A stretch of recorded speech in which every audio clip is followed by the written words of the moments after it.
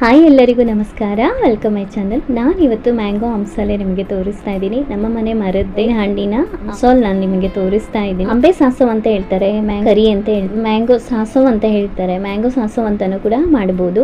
First ಒಂದು video upload ಮಾಡಿದಿದೆ, ಮಾವಿನ ಹಣ್ಣಿನ ಸಾರು ಅಂತ, ಮ್ಯಾಂಗೋ ಕರಿ ಅಂತ. ನಾನು ಮಸಾಲೆ ಎಲ್ಲ ರುಬ್ಬಿ ಹಾಕಿದ್ದೆ. ಇದು ಆ ರೀತಿ ಇಲ್ಲ, ತುಂಬಾ ಸಿಂಪಲ್ ಆಗಿ ಈಸಿಯಾಗಿ ಮಾಡಿ ತೆಗೆದ್ರೆ ತುಂಬಾ ಟೇಸ್ಟ್ ಆಗಿರುತ್ತೆ. ಹಣ್ಣಿನ ಹಂಸಲ್ ಮಾಡಿದ್ರೆ ಟೇಸ್ಟ್ ಆಗಿರುತ್ತೆ ಅಂತ ನೀವು ತಿಳ್ಕೊಬಹುದು. ವಿಡಿಯೋ ಸ್ಕಿಪ್ ಮಾಡದೆ ನೋಡಿ ತಿಳ್ಕೊಳ್ಳಿ. ಫಸ್ಟ್ ನಾನು ಅಪ್ಲೋಡ್ ಮಾಡಿದ ವಿಡಿಯೋದು ನನ್ನ ಲಿಂಕ್ ನಾನು ಡಿಸ್ಕ್ರಿಪ್ಷನ್ ಅಲ್ಲಿ ನಾನು ನಿಮಗೆ ಕೊಟ್ಟಿರ್ತೀನಿ, ನೀವು ನೋಡಿ ತಿಳ್ಕೊಬಹುದು.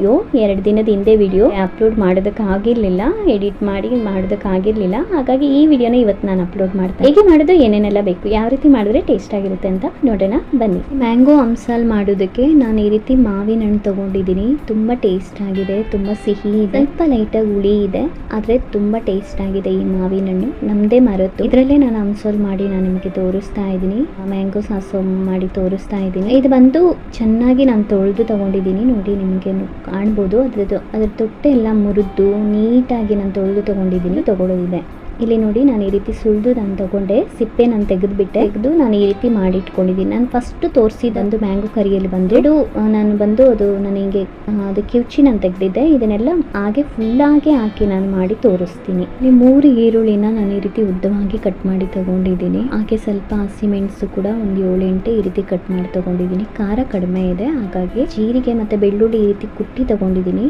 ಹಾಗೆ ಒಂದು ಸ್ವಲ್ಪ ಕರಿಬೇವು ಸೊಪ್ಪು ತಗೊಂಡಿದ್ದೀನಿ. 1-2 ಒಣಮೆಣಸು ಈ ರೀತಿ ಕಟ್ ಮಾಡಿ ತಗೊಂಡಿದ್ದೀನಿ. ಸ್ವಲ್ಪ ಕೊತ್ತಂಬರಿ ಸೊಪ್ಪು ಕೂಡ ತಗೊಂಡಿದ್ದೀನಿ. ಇಲ್ಲಿ ಒಂದು ಸ್ವಲ್ಪ ಕಡಾಯಿಗೆ ಅದಕ್ಕೆ ಒಂದು ಸ್ವಲ್ಪ ಸಾಸಿವೆ ಹಾಕಿ ಸಿಡಿಸಿ, ಅದಕ್ಕೆ ಈಗ ನಾನು ಜೀರಿಗೆ ಮತ್ತೆ ಬೆಳ್ಳುಳ್ಳಿ ಕುಟ್ಟಿ ಇಟ್ಟಿದ್ನಲ್ಲ, ಅದನ್ನು ಹಾಗೆ ಕರಿಬೇವು ಸೊಪ್ಪು ಕೂಡ ಹಾಕೊಂಡು ಸ್ವಲ್ಪ ಫ್ರೈ ಮಾಡ್ಕೊಳ್ತೀನಿ. ಈಗ ಇದು ಸ್ವಲ್ಪ ಫ್ರೈ ಆಗಿದೆ. ಇದಕ್ಕೆ ಒಣಮೆಣಸು ಹಾಕೊಂಡು ಹಾಗೆ ಹಸಿಮೆಣಸು ಕೂಡ ಹಾಕಿ ಅದು ಕೂಡ ಲೈಟ್ ಆಗಿ ಒಂದು ಸ್ವಲ್ಪ ಬಾಡಿಸ್ಕೊಂಡು ಫ್ರೈ ಮಾಡ್ಕೊಳ್ತೀನಿ. ಕೂಡ ಫ್ರೈ ಆಗಿದೆ. ಈಗ ನಾನು ಅದಕ್ಕೆ ಈರುಳ್ಳಿ ಹಾಕೊಳ್ತಾ ಇದ್ದೀನಿ. ಈರುಳ್ಳಿ ಹಾಕೊಳಿಸಿ ಸ್ವಲ್ಪ ಫ್ರೈ ಮಾಡ್ಕೊಳ್ತೀನಿ. ಅದಕ್ಕೆ ಸ್ವಲ್ಪ ಬೇಕಾದಷ್ಟು ಉಪ್ಪು ಕೂಡ ಹಾಕೊಳ್ತಾ ಇದ್ದೀನಿ. ಉಪ್ಪು ನೋಡಿ ನಾನು ಹಾಕೊಳ್ತೀನಿ, ಲೆಕ್ಕದಲ್ಲಿ ನಾನು ಹೇಳ್ತಾ ಇಲ್ಲ, ನನಗೆ ಎಷ್ಟು ಬೇಕೋ ಅಷ್ಟು ನೋಡಿ ಹಾಕೊಳ್ತಾ ಇದ್ದೀನಿ. ನೀವು ಕೂಡ ಹಾಗೆ ಮಾಡಿ. ಚೆನ್ನಾಗಿ ಬಾಡಿಸ್ಕೊಂಡೆ ಈಗ ಅದಕ್ಕೆ ಒಂದು ಸ್ವಲ್ಪ ಹಳದಿ ಪೌಡರ್ ಹಾಕೊಂಡು ಚೆನ್ನಾಗಿ ಮಿಕ್ಸ್ ಮಾಡಿ ಬಾಡಿಸ್ಕೊಂಡೆ ನಾನು. ಇದಕ್ಕೆ ಯಾವುದೇ ರೀತಿಯಾದ ಮಸಾಲೆಗಳು ಹಾಕೋದಿಲ್ಲ. ಇದಕ್ಕೆ ಸ್ವಲ್ಪ ಕೊತ್ತಂಬರಿ ಸೊಪ್ಪು ಕೂಡ ಹಾಕೊಂಡು ಚೆನ್ನಾಗಿ ಅದು ಕೂಡ ಬಾಡಿಸ್ಕೊಂಡೆ.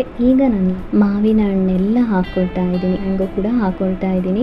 ಇದಕ್ಕೊಂದು 2 ಕಪ್ ಅಷ್ಟು ನಾನು ನೀರು ಹಾಕೊಳ್ತಾ ಇದ್ದೀನಿ. ಮತ್ತೆ ಹೆಚ್ಚು ನೀರು ನಾನು ಸೇರಿಸ್ತಾ ಇಲ್ಲ. ಫುಲ್ಲು ಮಿಕ್ಸ್ ಮಾಡಿ ಹೈ ಫ್ಲೇಮಲ್ಲಿ ಇಟ್ಟು ನಾನು ಕುದಿಯೋದಕ್ಕೆ ಬಿಡ್ತೀನಿ.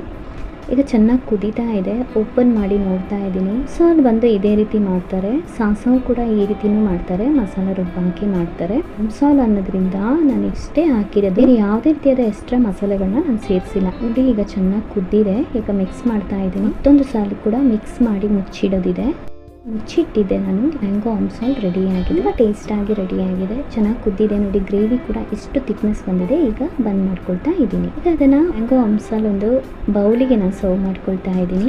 ರೆಡಿ ಆಗಿದೆ.